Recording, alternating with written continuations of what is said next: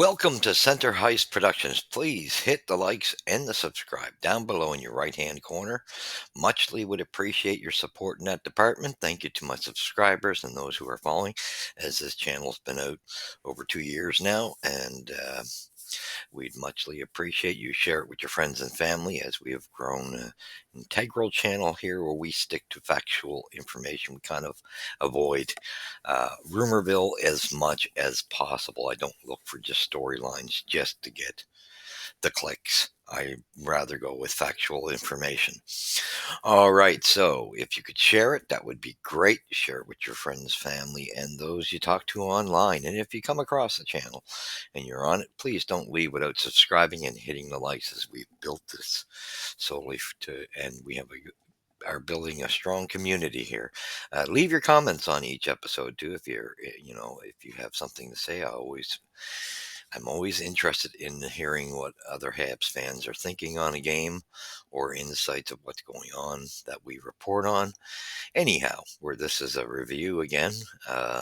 Pumped. It's January 22nd, morning after the game. The Lightning came to town to Montreal, and the way the game started, you would have thought, oh, well, here we go again. The Lightning have had such a strong hold on Montreal that this was a great game. Great game. I'm so pumped and excited. It was the resilience, uh, just awesome. Anyway, final score 3-2. What a comeback. Lightning came out with a 2-goal lead, and Montreal fought their way back. Just incredible the way they stuck together as a team. All right, let's get to the stats real quick and we'll talk more. First period, of course, Lightning come out. 1 goal. Second period doesn't tell the tale here in that department, but Lightning score 1. Habs get 2 in the second period. Now, saying that, Lightning had gone up 2-0. Montreal got 2 goals to tie it up.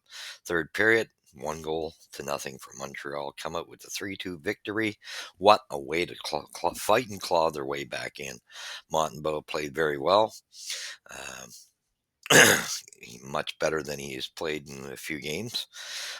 Good to see him pick his game up a bit. Montembeault gets the win. Vasilevsky was in nets for Tampa, and Jake Evans. What more can you say about Jake Evans and Yoel Armia? And what a nice setup to have you. Anderson set to play up. Great job with Anderson as well. So Evans gets the game-winning goal. Recap storyline. Okay, Jake Evans scores the winning goal with 2:15 remaining to rally the Montreal Canadiens past the Tampa Bay Lightning 3-2 on Tuesday night. Evans finished a feed from Yoel Armia to break the tie with the 11th goal. Juraj Slafkovsky and Alex Newhook also scored, and Sam Montembeault stopped 33 shots. That's to help Montreal win for the 13th time in 17 games. Rookie defenseman Lane Hudson extended his point streak to 9 games. It's incredible, eh? Patrick Lonnie added 2 assists. Beautiful game for Patrick. And that's how that went. First star, Jake Evans. They always seem to give it to the guy who gets the winning goal. And Jake did have a solid game, +1 and 1 goal. Montembeault, 33 shots, saves, 2 goals against. Much better performance. And Slavkovsky, 1 goal with an even plus-minus. So here's how the game starts off. 14-20, Nikita Kucherov scores a goal. Anthony Cirelli and Lilleberg assist him. And Kucherov, such a Habs killer. He always seems to come through. Jake Gensel scores, assisted by Mike Missimont, and he was a real tyrant for the Habs. 2:45 in the second period. They went up 2-0. Montreal looked kind of flat coming out in that second period. It looked like we were going to be in a game of the usual Lightning taking us for a ride. But then at 5:32, Montreal gets a power play, and Juraj Slafkovsky, this is what I like seeing out of Juraj. He's getting physical. He's more involved on the boards, winning board battles, and this goal here shows something. His confidence. Normally, he'd be looking to pass. He takes the unexpected shot, and that's exactly what it is. That confidence is building. Great setup by Patrick Lonnie. And of course, who else? Lane Hudson on the power play, with the playmaker. The grand playmaker, I would say. 7:21, Alex Newhook gets a beautiful blast. Nice shot. Assisted by, of course, who else? Patrick Lonnie. Patrick had a great game. The team had a really good game. Seven, and then the third period, Montreal, you could see the momentum change once Uri scored that goal on the power play. There was a shift right at that point. Montreal got life, and they never looked back. They started wheeling and dealing, and were getting all kinds sorts of chances. It was good goaltending for Monty. He played much for his level, played much better, more at the top of his game. And third period, Jake Evans, 17:45, gets the winning goal. Beautiful pass from Yoel Armia, who, again, the play was started by Josh Anderson being exerted into that line, and beautiful pass over to Armia. And with you, everybody knows the cohesiveness of Yoel Armia and Evans, and Yoel makes a beautiful pass over to just buying time and right over to Evans, and Evans has got that side open, makes no mistake on the shot. Beautiful. And in my books, I'm going to say it again. A lot of people don't give Yoel Armia the credit. These two are by far the best two penalty killers on the team. They bring so much to. I can't wait till Heineman is back, because that line is so much more deadly with Heineman on it. But it's good to see that those two are really still showing you that they got the gel. But it's, Heineman really makes that line, the three of them, they just make that so much better of a line. But those two, and I'll say this, Yoel Armida does not get enough love, but ever since that guy's been back, incredible story. For me, I'm signing Jake Evans and I'm signing Yoel Armia. I don't, it's got to be a reasonable contract, maybe a less term for Armia, but I would sign him. I think these guys are too important to the future and can lend a lot to the kids. I like what I see out of both of them. Like I say, he's a resurrected story, Yoel Armia. Evans had it going, workhorse all along, but Yoel Armia has been exceptional since he came back from Laval last year. All right, let's get game stats. 35 shots to 22 for Tampa, so they really had us in that department. Hits 23 to 18. Montreal was pretty good, solid. They both were physical, but Montreal a little more. Face-offs fairly close, 29 to 28 for Tampa. Power plays. This is that special teams penalty killing. Beautiful job for Montreal. Um, 4 power plays for Tampa, no scoring. Montreal had 2, 1 for 2. Beautiful. And nice to see the power play come back to life.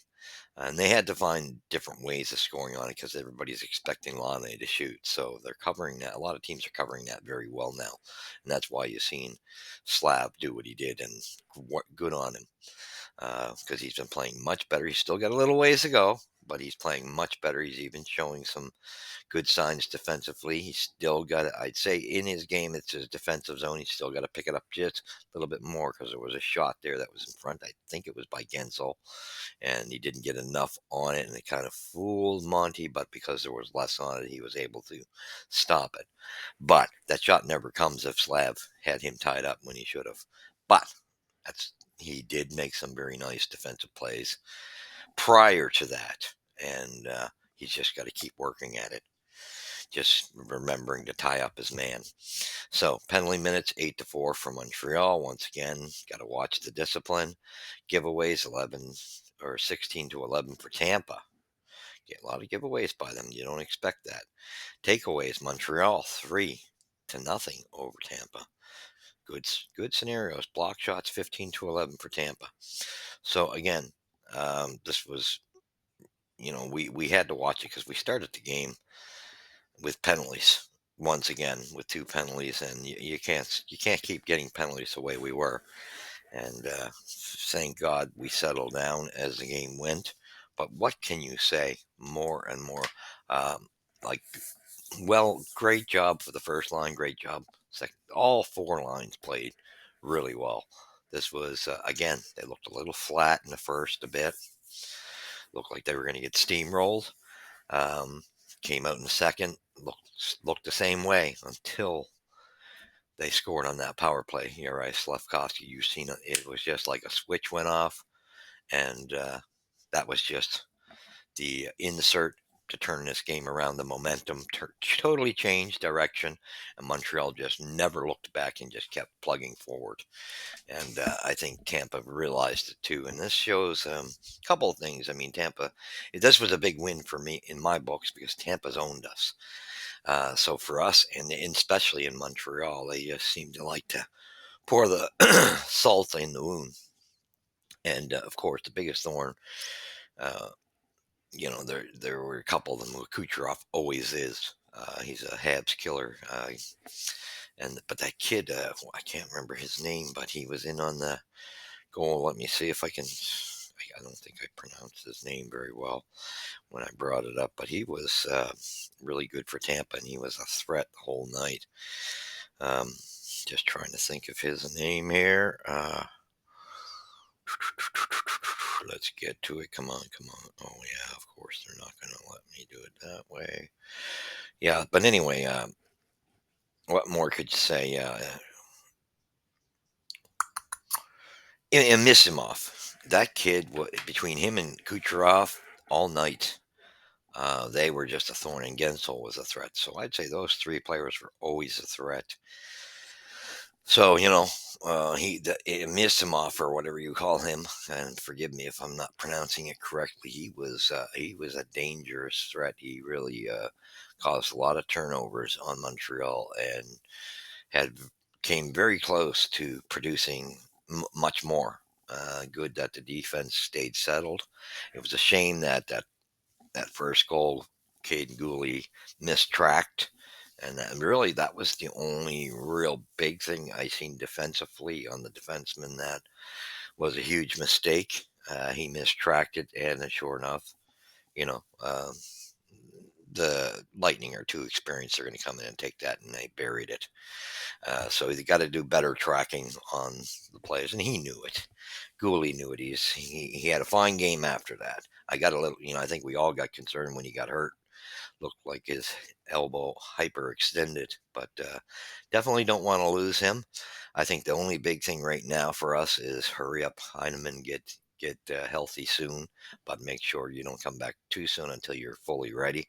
But boy, I can't wait to see Heineman back. I mean, one thing I can say is Beck seen improvements from his first game. He's bit by bit, you can see an improvement. So he actually played well last night. But Heineman is definitely the natural fit for that line, and it's good to see, like I say, Joel Armia and Evans starting to, because they had a game there where they're kind of quiet, a couple of games there without Heineman, and it was getting concerning where they hadn't been producing much. But that was only in my books due to the loss of Heineman. You lose a key piece. Yeah, you got to find a way around it, and you got to have somebody inserted in the lineup that can at least pick up more because Pizzetta wasn't doing the trick. Go Habs go. I can't say enough about this. What a resilient team. I'm so impressed with what they're doing. It's great to see, them winning with both goaltenders in the net. I still say I like what I see more of the Dobish. However, this was a big improvement for Sam. Uh, I think this is the push Sam needs to have a 1-2 punch that they can win on given nights. Again, sometimes I think the media overblows Sam saves. I don't buy that. I don't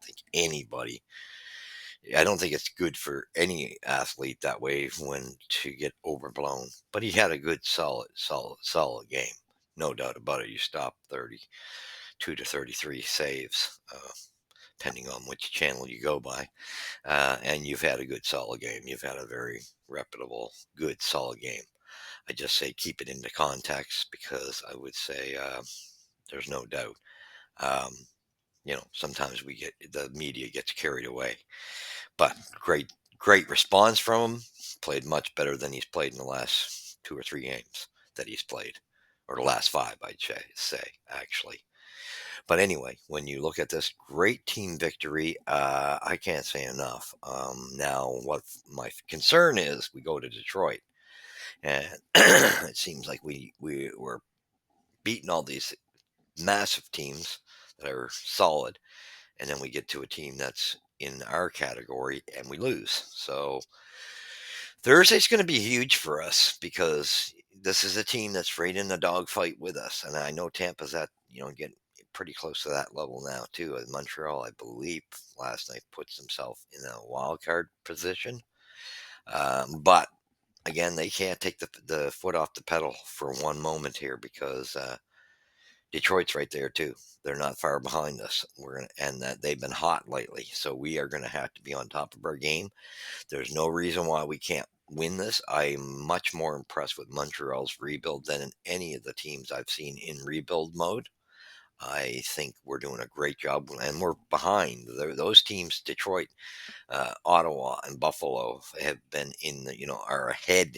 They started their rebuild sooner than us, so we're a little behind, and yet though we started ours later, in my books we look like we're doing a way better job.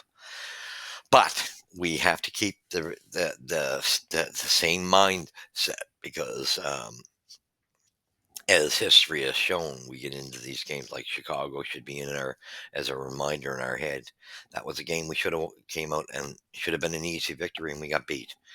I get concerned that we go to Detroit and we lose one, and we've already beaten them twice. They're going to want revenge massively. What are the chances with two teams fighting for a playoff spot that you get three straight wins? I think we can do it only if we come in with the mindset of total determination we've had. I don't know what the goaltending situation will be. However, I think the way this team is playing as a group and they're playing like a team, they're showing such great promise for the future. This team is going to be dangerous in the future. And I like what Hughes and Gordon are doing. And I think they got to stay on this path. Don't go astray. Don't be tempted to go off course with your plans on how you're building this team because there's going to be temptations with trade deadline coming up. Know that if you make a trade that is part of your actual original plan and stay course to it because I think it's so easily and then you get your team to go off course. Like I think that's been one of the Rangers problems since Gordon's gone. I think Drury's making some key mistakes with that club. However, I never take Detroit lightly, and Ottawa's got a lot of talent. I don't take them light. I don't take any team, and that our division is so tough, and we're getting big division wins, and that's huge. That's huge. Um, what more can you say? And then we got to keep doing that because it's crucial. And I'm so proud of what we're doing. And boys, they deserve all the credit in the world. They're bought in, playing like a team. This is what we're talking about with culture. And for Slav, just a little message to him: you're on the right track now. You're playing much better hockey. You can amp it up a little bit more in your own end. You are showing signs of he made some great defensive plays last night, which was much better than him just standing around. But it was that shot I was talking about at the end where if he would have had the guy tied up, that shot doesn't come. And that was just kind of a little bit of reflection of what he was doing prior, and he's got to watch that. Just cover your man, tie him up, because he had some good signs defensively. He did a lot of good work. That was his only weak one. But he's keep those feet moving, keep hitting, keep the determination. Don't get big and swelled on your head. One thing I think about Yuri Slavkovsky, he has to play pissed off. I think that's the only way. He can't play Mr. Friendly Giant. He's got to be a pissed off man. And I don't care what you do, Montreal's got to figure a way to keep him pissed. Um, the growth in our defense is incredible. There's so much growth happening in the youngsters, and it's going in the right direction. I like what I'm seeing. I can't even knock Alex Newhook. Played an exceptional game. The only thing I don't like with Alex is board battles. He's fast to get to the point, and if he can get his pass off before there's a body there, you're fine. It's when there's a body there he loses the battle on the boards. But he is playing much better with offensively. He's just gotta someone's gotta teach him on board battles. He's just not good in that department. But again, no knocks to anybody because they all played exceptional. And let's keep it positive. I'm so positive about I'm one of the hardest critics of my on the Habs. A lot of people go, "Oh, you're so hard on them." Yeah, I am hard on them. I remember the glory days of the '70s, and yes, I know we're in a different stage of the hockey world. But however, any team I have back in any sport, I'm hard on them. But I tell you, once they build a team that earns the the blowing away, backing wise, I'm the first person that'll once they're there and they've proven themselves, I'll be the first person who's pumping them up like nobody's business. But they got to be at that point, and they're headed there. They're headed there. I see nothing but positive right now. I'm pumped. I'm pumped. I'm pumped. I love all the way the defensive pairings are playing. I love this kid Lane Hudson. He has nights where yeah he makes a lot of defensive mistakes and his plus minus to show it. But my God, goodness gracious, what he does for a defenseman and his playmaking and his numbers. I hope he does win the Calder. He deserves it in my book. For a defenseman to be ahead in that category, it's not often you see that. And I hope he keeps coming for him. I hope he wins it handily because to me, he deserves it. Yes, there's mistakes to be expected with young guys. But I love the fact that he comes back. He doesn't linger on with his mistakes. He just keeps pushing. He shows so much promise. And you wait till he gets enough experience under his belt. I think you're going to see him even that much better. But I got to say, I love the way we're paired defensively. We now have, you know, you don't have to have everything on Sam Montembeau's shoulders. You got two goalies that can win. I happen to think Dobish is the better of the two. However, I think it's still wise not to get carried away and put him into too much over so that he's over his head. Just ease him into this the way they're doing it. And I think, because I do think we're close to a goaltender controversy. I think, thank goodness, what I like seeing the positive signal is when the guy who's in the starting role accepts it as the push from his backup. And that's what we have right now. And if we can get positive, it wasn't showing that prior to.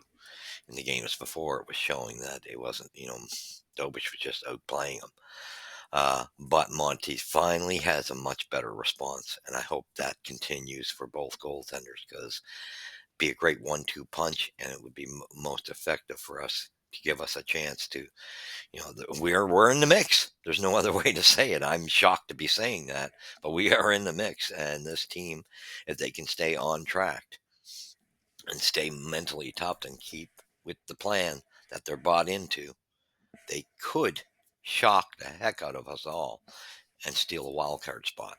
And that's what I'm hoping for. We'll wait and see either way. At least they're there. And at least now it's evident that Gordon and the crew, when they said this team would be in the mix and we were all slamming them, that was an overstatement. They evidently knew ingredient wise when this whole thing was together what was actually there. They knew it better than us. So kudos to them. Great job. Go Habs go. Pumped. Uh, I will take a little shot at an article I seen. No, Sam Montembeault does not. I seen an article. I'm not going to mention the reporter because he does this a lot. But Sam Montembeault reaffirms nothing. Okay, that he's the top man. That's a bunch of BS. Played a great game. Much better. Nothing that was off over the top of his head. Just the way he should be playing. But for these reporters, they're always the ones that put things out in Disneyland, which with dumb comments. There's no way that he has reaffirmed anything just because he had one game that he's played better. Look at the 5 games prior. So, reaffirms nothing. Reaffirms that we have 2 goaltenders that can win. That's what it reaffirms, and leave it at that. But don't blow just off of one victory that a guy finally plays a little more up to his expectations. That reporter, again, I see a lot of nonsense written in articles. So I just wanted to comment on that. There is getting close to a goaltending controversy, but I've always said it all along in my books. Yes, proud of what Sam did last night, but I've always said, yes, he's an NHL goaltender. I still think he's a backup. That's my opinion. I stand by it. I don't buy. I think Dobish will win that spot, and I think it's going to be a Dobish. Although it could be Dobish and Monty for all we know. Because one thing, we have a lot to promise with Fowler, but remember, Caden Primo had that same write up as Fowler. That's the only thing I say. We got to watch our expectations because until Fowler gets to the NHL level and proves himself, you can't go cuckoo just because some scouts and insiders promote him. Until you're to the NHL, we've seen that with Primo, and Primo turned out to an NHL disaster. Primo is playing well at the AHL level. That's his level. Keep him there. So thank you for watching. Till the next review with the game coming tomorrow night against Detroit. We'll see. Let's hope the Habs can not fall to, failing against lesser of teams and we cannot take that team lightly because they're right in they're at the same level as us and they're playing extremely well. They're hot. So we got to be on our game. So go Habs, go. Proud of the boys. Love that goal by Evans. Love the goal by Nui. And definitely love seeing Slav show confidence and take that shot and get Montreal started in this game that just happened. Way to go. And that's two back to back, too. And Lane Hudson, I hope he keeps going with points every game so he blows that Calder run out of the water. You've seen it here first at Center Heights Productions. Please hit the subscribe, the likes, tell your friends and family about it, share it. And remember, puck drops here first at Center Heights Productions. And leave your comments. Tell me what you thought of it and what you think of what's going on. I see a bright future for this team. They're going to be dangerous down the road.